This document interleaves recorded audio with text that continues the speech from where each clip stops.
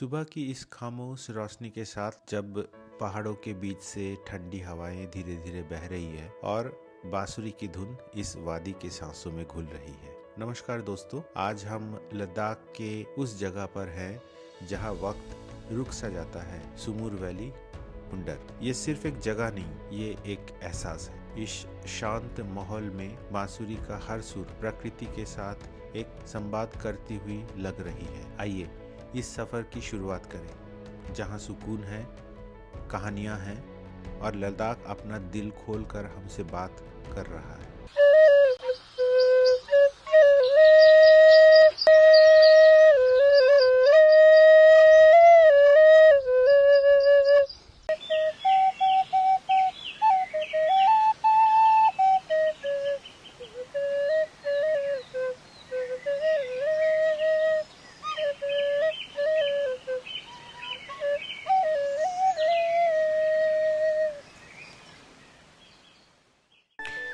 आज हम लद्दाख में नुब्रा वैली के हुंडर में रुके हुए थे।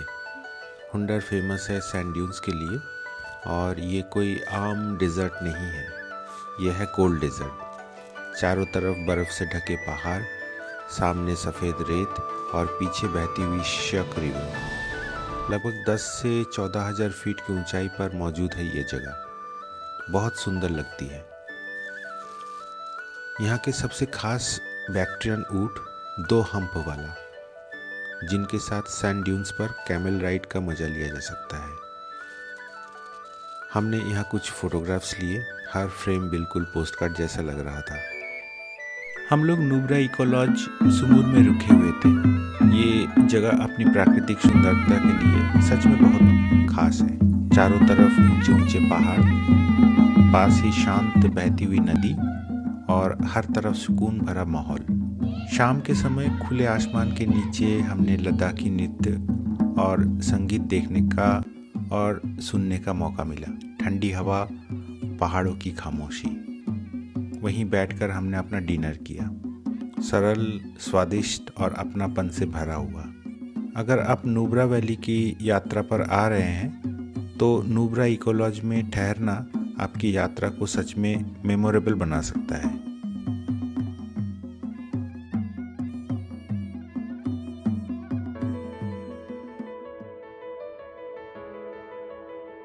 अगले ही दिन हम लोग दिस्कित मोनेस्ट्री घूमने गए।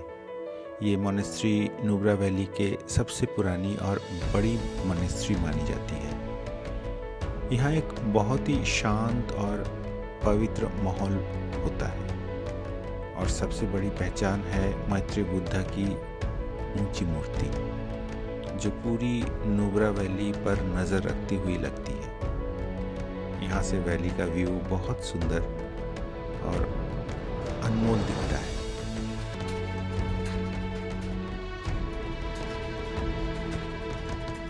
दिस्कित मोनेस्ट्री के बाद हमने अपनी जर्नी आगे बढ़ाई और निकल पड़े तुर्तुक की तरफ।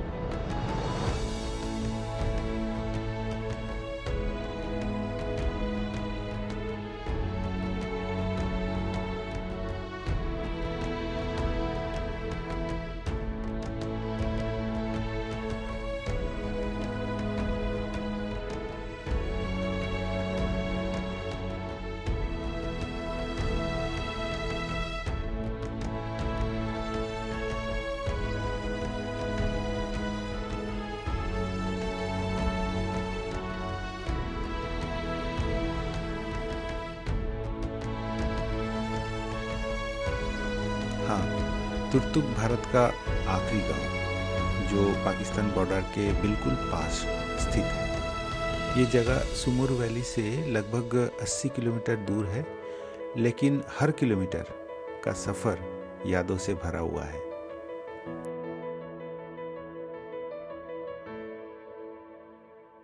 एक ऐसी जगह जहाँ खूबसूरती सपनों जैसी लगती है। यहाँ एप्रिकॉट, चेरी और एप्पल के फूल खिले हुए थे। हर तरफ रंग, खुशबू और सुकून था। पहाड़ों के बीच बसा हुआ यह गांव बिल्कुल फेरी टेल जैसा महसूस होता है। तुर्तुक का अपना एक रिच हिस्ट्री है। ये गांव पहले बाल्टिस्तान रीजन का हिस्सा हुआ करता था और 1971 के बाद भारत के ये हिस्से में आया। यहाँ के लोग बाल्टी कम्युनिटी से हैं, जिनकी लैंग्वेज, कल्चर और लाइफस्टाइल लद्दाख के बाकी हिस्सों से काफ़ी अलग है। बाल्टी हेरिटेज, हरी भरी खेती, एप्रिकॉट के पेड़ और लोकल लोगों की सादगी के लिए मशहूर है।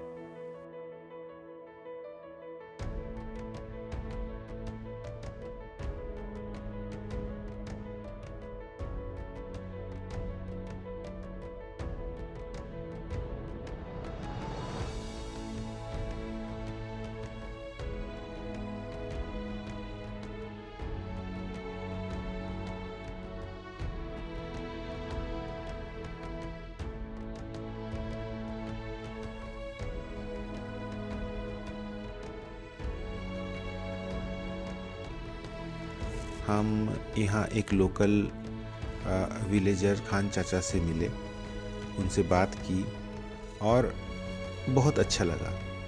ये आपका बगीचा है? जी जी, ये वहाँ से आगे तो दूसरे का है। अब इसमें अलग अलग वायु का बंटवारा हुआ है ना। अच्छा अच्छा अच्छा। अलग अलग ये हुआ है। तो अभी ये फूल तो झरना स्टार्ट हो गया। ये झरना स्टार्ट हो गया सर। अब कुछ दिनों पहले तो बिल्कुल सफेद था फूल का, तो बिल्कुल ये। अब इसका तो फूल बराबर आपको ऊपर। ये भी एप्रिकॉट का ही है? हाँ, ये नहीं, ये चेरी है। ये चेरी है। अच्छा अच्छा अच्छा। चेरी, एप्पल और एप्रिकॉट, ये तीनों चीज का है। होता है यहाँ हर किस्म का फ्रूट होता है। ग्रेप्स होता है, नाशपाती होता है, सब कुछ होता है। यहाँ सब्जी भी हर कोई होता है। मगर मुझे लगता है कि ये लद्दाख में ये ऐसी जगह है जहाँ पे लगभग ग्रीनरी है और सारे फ्रूट्स वगैरह यहाँ पे। सर जी जी। क्योंकि यहाँ ये थोड़ा हाइट में भी कम है, टाउन में है, हाइट में कम है। क्योंकि इसी वजह से तो गर्मी मार्च फर्स्ट से तो शुरू हो जाता है। हमारे यहाँ का तो रिवाज है कि पहले ज़माने में 5 मार्च से तो यहाँ का खेती शुरू हो जाता था। तो इस साल तो थोड़ा बर्फ गिरा तो थोड़ा लेट हो गया। 20 मार्च के बाद हमारे यहाँ काश्तकारी शुरू हो गई। जी जी, इसलिए थोड़ा लेट हो गई। बारिश होती है क्या? बारिश अभी देखिए सर, पहले तो हमारे बाप दादा कहते थे कि यहाँ 2-2, 3-3 फुट सर्दी में बर्फ गिरता था। आजकल तो बर्फ बिल्कुल गिरता नहीं है। ये ग्लोबल वार्मिंग का तो इफेक्ट तो यहाँ तक भी पहुँच गया है। बारिश होता है, कभी होता है तो बिल्कुल पानी की तरह आता है। तो चेंजेस तो बहुत आए हैं। जी जी, लेकिन डाउन की तरह, बरसात की तरह यहाँ नहीं होता है। कभी कभार होता है तो। और ये रात में टेम्परेचर क्या रहते हैं अभी? क्या क्या है टेम्परेचर? तो तकरीबन 13-14 तक, प्लस 13-14 तक रहता है। अच्छा अच्छा अच्छा। उनके बाद हम तुर्तुक के राजा के घर गए, जहां हमने खुद राजा से मिलने का मौका मिला। उनके मुंह से बाल्टी डायनेस्टी का कहानी सुना। एक बहुत ही रेयर और इमोशनल एक्सपीरियंस था।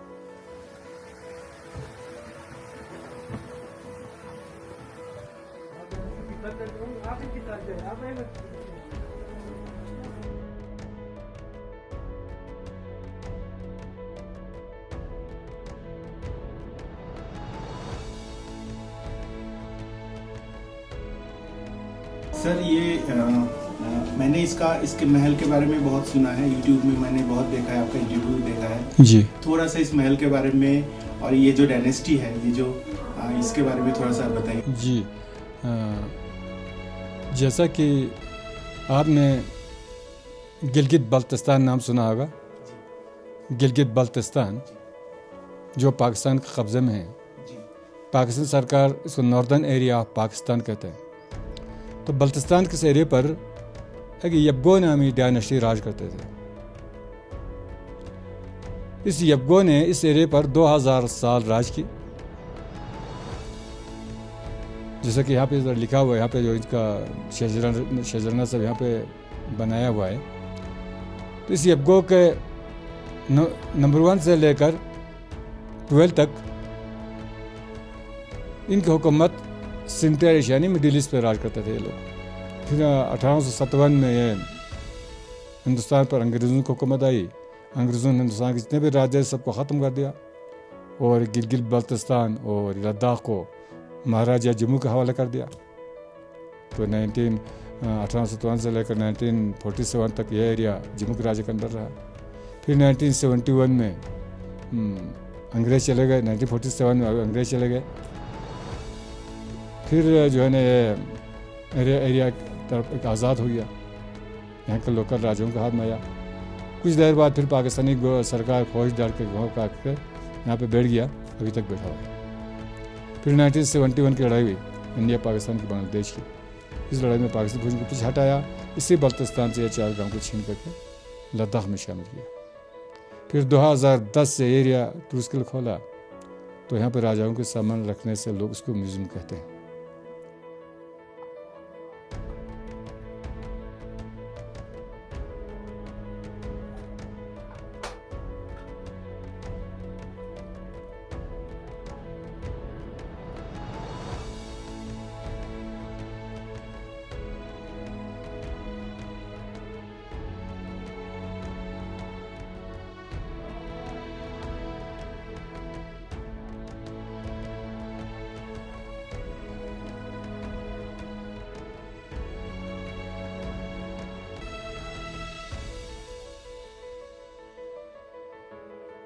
तुर्तुक सिर्फ एक गांव नहीं, ये एक एहसास है, ये एक कहानी है।